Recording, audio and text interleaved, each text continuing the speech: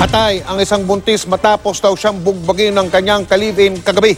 Nakatawag pa raw sa kanyang ina ang biktima at naikwento ang pangyayari bago siya binawian ng buhay.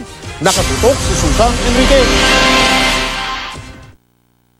Hindi matanggap ng pamilya ng 19 na taong gulang na si Ana Galicia ang kanyang sinapit kagabi. Kwento ng kapatid ng biktima, nakuha pa raw tawagan ni Ana ang kanilang ina para ikwento ang buong pangyayari. Kwento raw ng biktima, nagkaroon sila ng pagtatalo ng kalib-in na si Carl David Asehan sa kanilang condo unit sa Alabang. Nauwi ito sa pisikalan. Sugat sa katawan at ulo ang tinamo ng biktima na 5 buwang buntis.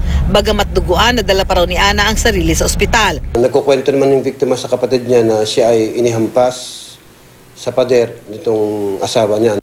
Pero pasado hating gabi, binawian ng buhay si Ana. Kuya, masakit yung katawan ko, masakit yung likod ko. Nahihirapan akong huminga. Aminin mo sa akin, sinasaktan ka ba ng boyfriend mo? Sabi niya, hindi, nung una. Tapos yung totoo, tumahimik siya. Tapos nung yung totoo, hindi naman ako magagalit eh.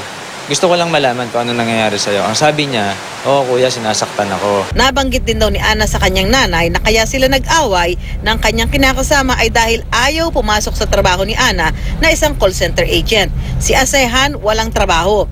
Ang suspect nakita pa raw ng kapatid ng biktima sa ospital pero bigla raw naglaho nang malamang namatay na si Ana.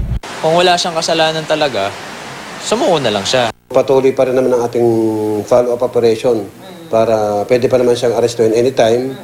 At kung sakaling hindi siya mahuli ngayon, mapafile na naman siya ng reklamo at hihintayin natin lumabas yung warrant of arrest.